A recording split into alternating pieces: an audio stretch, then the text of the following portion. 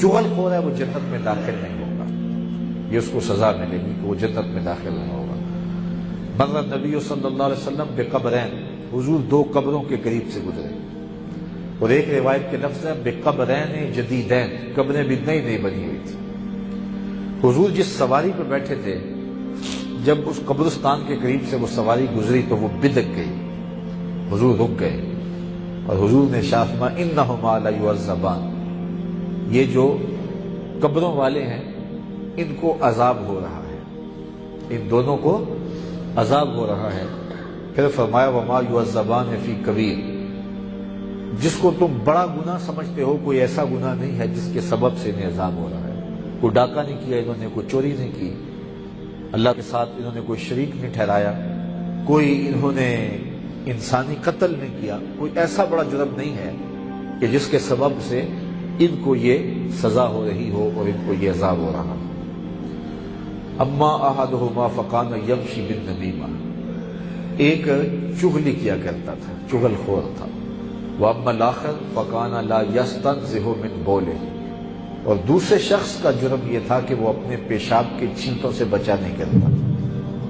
ان دو جرموں کی وجہ سے آج وہ اس سزا میں مبتلا ہے۔ تو غیبت کرنے سے، چغلی کرنے سے قبر کے اندر عذاب ڈال دیا جاتا ہے، اور دوسرا پیشاب کے چھینٹوں سے جو نہ بچے۔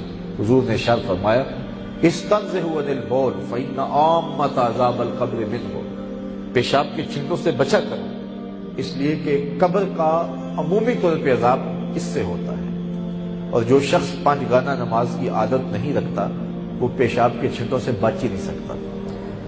تو عذاب قبر جو ہے وہ فرمایا عمومی طور پہ ان دو چیزوں سے ہوتا ہے، غیبت، چغلی اور پیشاب کے چھینٹوں سے نہ بچنا۔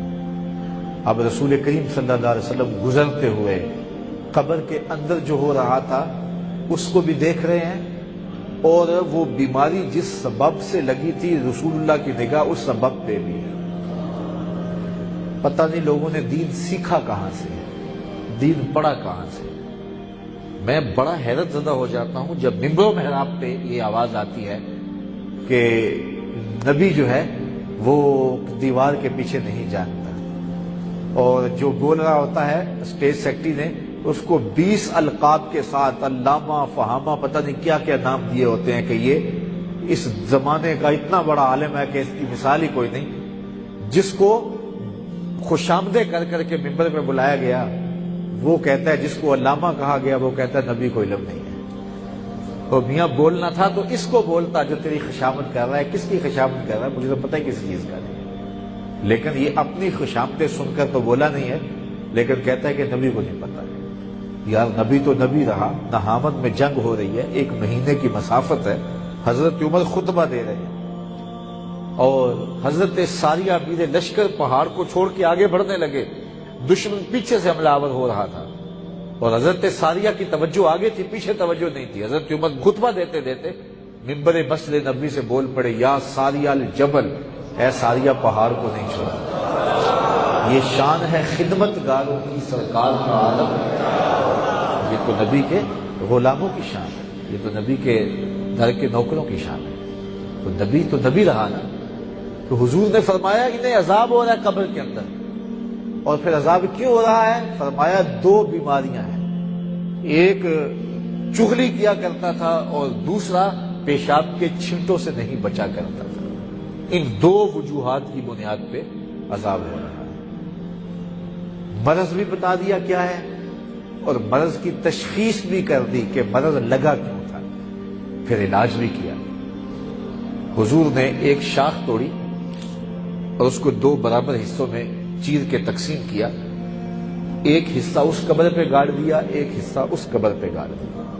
کہا جب تک یہ شاخیں ہری رہے گی ان کے عذاب میں تخفیف رہے گی، عذاب ٹلا رہے گا، اللہ کی رحمتیں اترتی رہیں گی۔ چونکہ جو سبز درخت ہے وہ اللہ کی تسبیح بولتا ہے، تو جب تک تسبیح بولتا رہے گا عذاب ٹلا رہے گا۔ یہاں رک کے ایک جملہ کہنا چاہوں گا، اگر قبر پہ لکڑی گاڑ دی جائے تو لکڑی کی تسبیح کرنے سے صاحب قبر کو فائدہ ہوتا ہے، عذاب ٹل جاتا ہے۔ تو اگر سکا پتر کھڑا ہو کے قبر پہ قرآن پڑھے گا،